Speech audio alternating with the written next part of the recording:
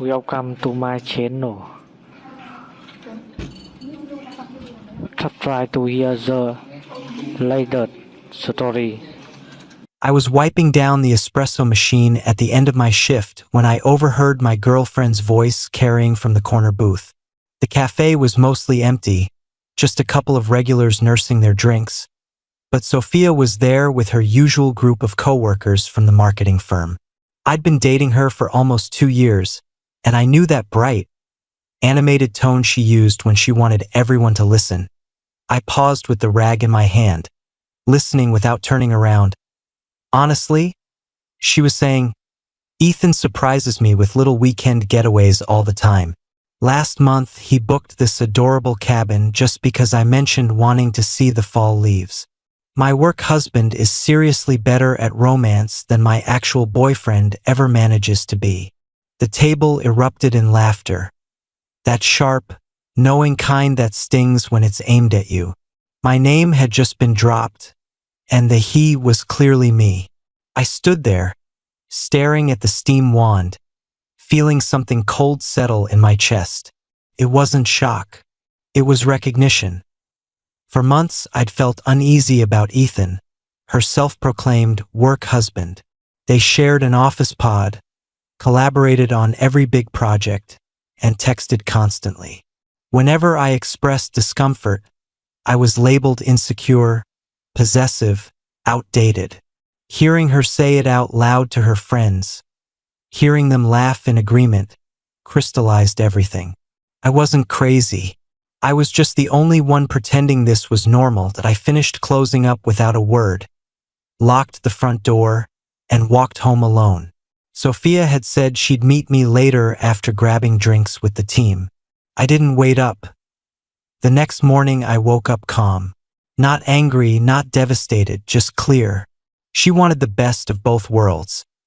The reliable boyfriend who paid his share of rent and handled the practical stuff, and the charming coworker who showered her with attention and spontaneous gestures. Fine. I'd stop standing in the way. Over the following weeks, I transformed into the most easygoing partner imaginable. When she mentioned staying late at the office with Ethan to finish a pitch, I smiled and told her to take her time. When her phone lit up with his name during dinner, I encouraged her to answer.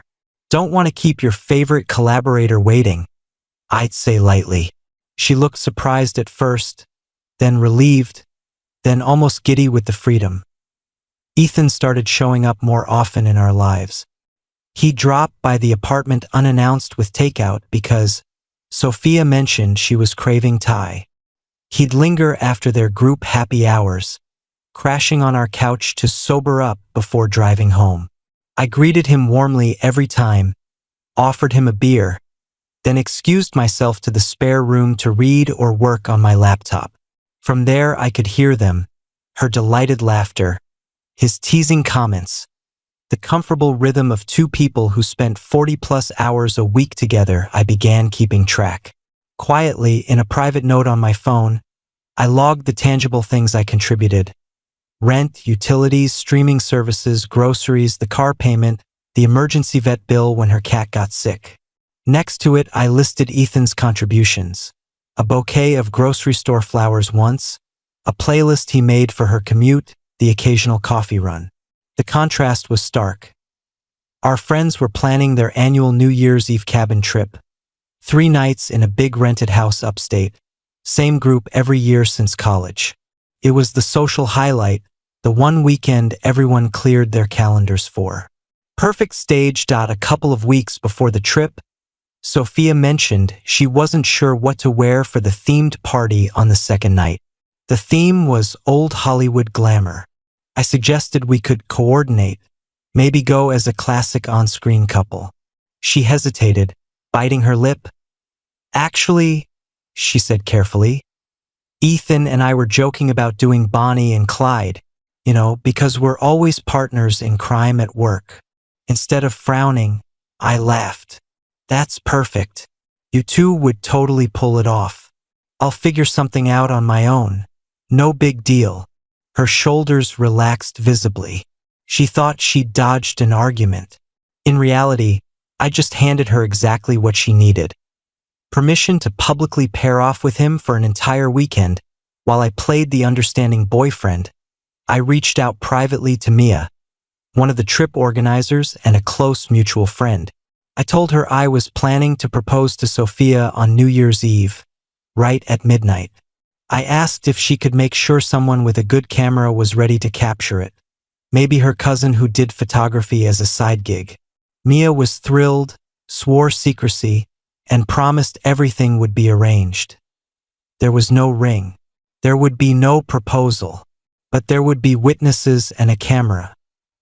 The drive up to the cabin was pleasant enough. Sophia chattered excitedly about the weekend while Ethan rode in the back seat. He'd hitched a ride with us since his car was in the shop. I kept the conversation light, made sure everyone was comfortable. We arrived Friday afternoon. The house was gorgeous. Big stone fireplace, wraparound porch, snow dusting the pines. Everyone claimed rooms, unpacked, started drinking hot toddies. Sophia and Ethan immediately gravitated toward each other, planning their costumes, running lines from the movie for laughs. I helped carry firewood, mixed drinks for the group, and gave them space. Saturday was relaxed, sledding, board games, a big chilly dinner. By evening, everyone was getting ready for the old Hollywood party. Sophia emerged in a slinky red dress, hair in victory rolls, fake cigarette holder in hand. Perfect Bonnie. Ethan wore a pinstripe suit and fedora, twirling a toy Tommy gun. They looked like they'd stepped off a movie poster together. I'd gone simple. White dinner jacket, black bow tie, classic James Bond vibe. Neutral, unpartnered. The party kicked off around 9. Music, cocktails, dancing in the living room. I made sure Ethan's glass never stayed empty long. I'd swing by with a fresh old-fashioned, clink glasses with him, joke about needing to keep up with the out-of-towners. He ate it up, thought we were finally bonding. By 11:30 he was loud, flushed, telling animated stories to clusters of people with Sophia hanging on his every word. She was glowing, basking in the shared spotlight. I noticed Mia give me a subtle thumbs up from across the room. Her cousin was circulating with a professional-looking camera, taking candid shots. Everything was in place. I positioned myself near the fireplace, chatting with a few friends, back partially turned to the main dance area. I laughed at the right moments, kept my posture relaxed, appearing fully occupied. Out of the corner of my eye, I saw Ethan pull Sophia closer during a slow song. She didn't resist. He murmured something that made her laugh, then dipped his head. The kiss wasn't subtle. It was deliberate, lingering, his hand sliding to the small of her back. Right there in the middle of the room, under the fairy lights, with the countdown to midnight still half an hour away. The camera flashed multiple times. A few people nearby gasped. Conversation dipped. Sophia jerked back first, eyes wide, hand flying to her mouth. Ethan looked dazed, triumphant for a split second before confusion set in.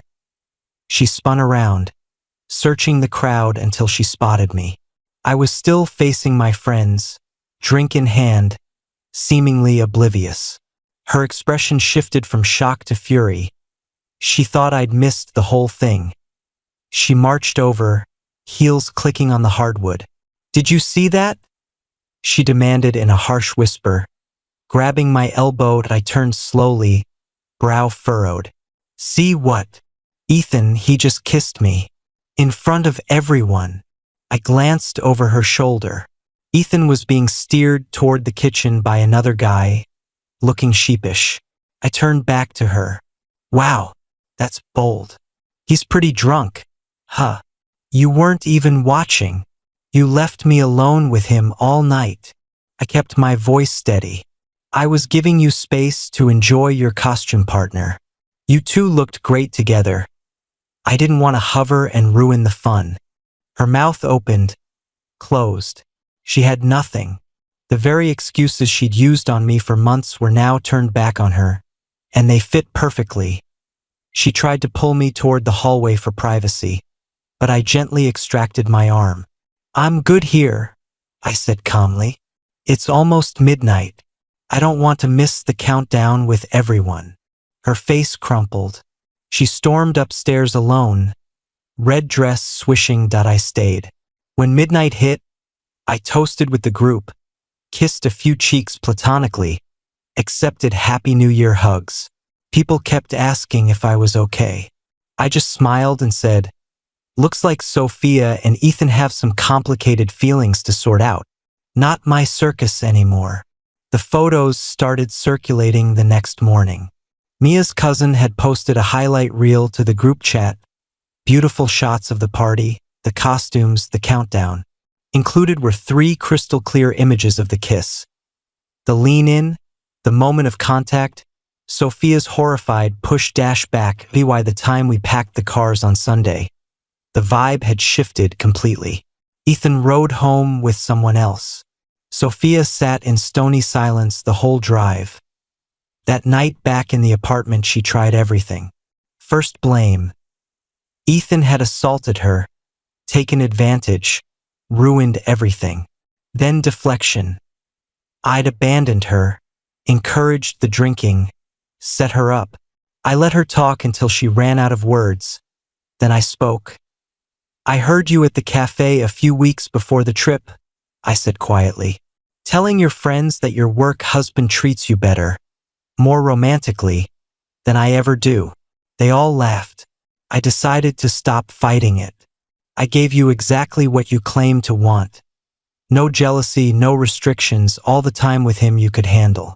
Now you've seen the full picture. She went pale. I continued. "The proposal story I told Mia? Fake. But it guaranteed someone with a camera would be watching when he finally made his move. And he did. In front of 30 witnesses. I placed the lease renewal notice on the kitchen island. Lease ends in 8 weeks. I've already secured a studio downtown. Just for me. You'll need to figure out your next move. Maybe Ethan has a couch available." She whispered, "You orchestrated all of this." "No," I corrected. "You spent months cultivating a backup plan while keeping me on the hook for stability. I simply removed the safety net and let gravity do the rest." I went to bed. She slept on the couch that night and many nights after. The remaining weeks were a masterclass in consequences. She cycled through denial, acting like we could still salvage things. Anger, accusing me of cold-blooded manipulation. Bargaining, long apologies, promises of therapy and total transparency. I remained polite but distant, short answers, no arguments, no emotional fuel. Friends reached out. Several apologized for not seeing how inappropriate the work-husband dynamic had become. A few distanced themselves from her. Ethan went radio silent. Blocked her, took a sudden opportunity in another office branch across the state. When moving day came, I'd already arranged for my things to go to the new place. She watched from the window as the movers loaded my boxes. Her own belongings were half-packed. She'd eventually move into a shared house with strangers from an online ad. Nowhere near the lifestyle she'd grown accustomed to.